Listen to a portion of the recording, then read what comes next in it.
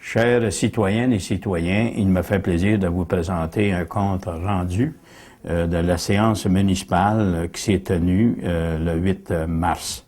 Alors, dans les demandes verbales, nous avions naturellement un sujet qui inquiète notre population, c'est le gouvernement, l'annonce qu'il a fait, qu'il voulait regrouper l'administration des deux centres de santé, celui de Témiscamingue et de Ville-Marie. Alors, naturellement, on nous a demandé de prendre position.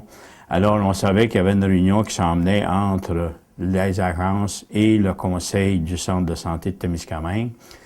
Et de plus, on venait d'avoir un courriel, M. Daniel Bernard, le député, va se rendre à Témiscamingue lundi, le 28 mars, à 1h30 de l'après-midi, à la salle Desjardins pour tenter d'informer la population. Alors, on va faire quelques publicités pour informer les gens à ce sujet-là.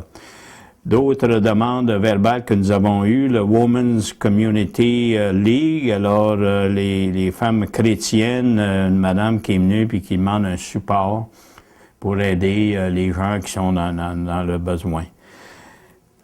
Aussi, nous avons eu Inergex. Vous saviez que le premier ministre venait à Ville-Marie, le premier ministre du Québec, M. Charest, venait à Ville-Marie, et que là, il était question de différents sujets, dont notre projet de mini-centrale à Témiscamingue, de même que le projet de garantie de prêt de Tembec.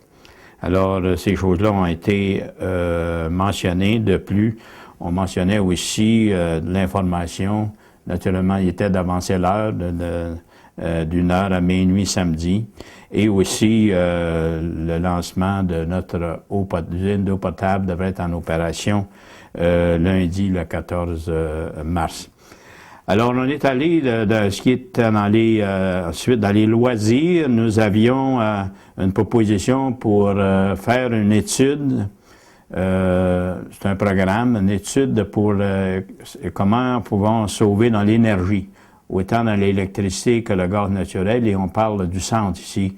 Ça nous coûte de l'argent et on veut tenter de comment peut-on réduire notre facture en énergie.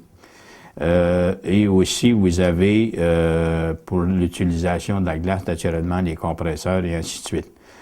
Dans le développement économique, naturellement, on a adjudicé un contrat pour le bloc sanitaire, la halte routière. Nous avions, le 1er février, nous sommes allés en soumission et nous avons expédié 9 demandes de soumission à différents contracteurs au Témiscamingue et malheureusement, nous en avons reçu une. Et c'est Joël Perrault qui a le contrat. Moi, je pense qu'on en avait parlé auparavant, je me suis objecté parce que je trouve que les prix sont un peu élevés pour ce genre de bâtisse.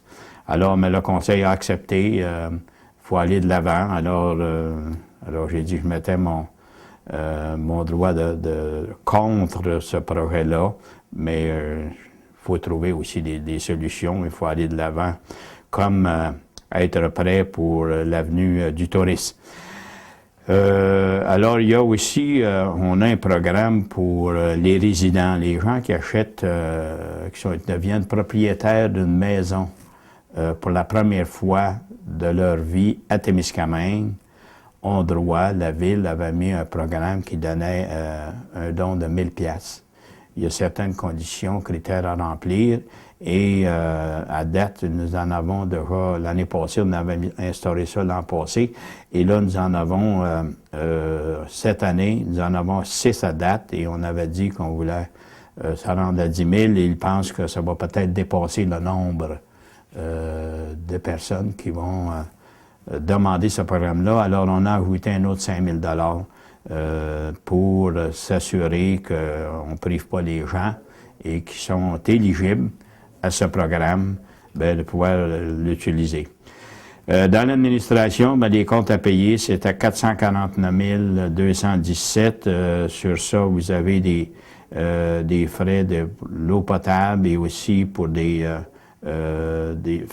finition de la rue de la Montagne, Gatineau. Il y a quelques travaux qui ont été faits l'automne passé, mais que les factures ont été payées seulement qu'au mois de février. Vous avez aussi le budget révisé de 2010, l'Office municipal d'habitation. Alors, il y avait un ajustement qui a été demandé et ça a été approuvé. Ce n'est qu'une formalité. De même que le renouvellement des mandats des vérificateurs et qui a été reconduit, c'est Champagne, Belle-Humeur et Guimont de Ville-Marie-les-Mains que nous avions avant. Aussi, il y a une autorisation, ce qu'ils appellent le Sécure. C'est un organisme où on peut aller chercher de l'information et ça prenait une résolution pour autoriser les personnes à entrer dans ce système pour aller chercher de l'information. Alors, nous avons passé une résolution qui autorisait la directrice Pascal Gagné, de même que M. Paquin, à autoriser avec un mot de passe, naturellement, pour aller chercher de l'information qui serait considérée, qui pourrait ne pas sortir pour des raisons de sécurité. C'est un système, je pense, qui est implanté par le ministère des Affaires municipales. De plus, nous avons passé aussi à la fin, qui était à la demande verbale. Naturellement, il était question du Club Royal. Et naturellement, la ville de Témiscamingue croit que le Club Royal devrait demeurer à Témiscamingue. Cependant, il y a des coûts au bout de ça. Et là, quand on travaille avec les deniers du public, nous autres aussi, il faut être diligent. On est un groupe qui aime, il y a un groupe qui aime le hockey, par contre, c'est pas l'ensemble de notre population. Alors, c'est un dossier qui est à suivre. Ces gens-là sont allés en finale. Alors, c'est un dossier qui est à suivre. Et sur ça, je sais que nous avons notre localité à plusieurs racines de différentes origines. Et la Saint-Patrick s'en vient prochainement et je souhaite à ces gens-là une bonne fête de Saint-Patrick. Et je voudrais remercier le canal communautaire pour m'avoir permis de vous transmettre ces informations.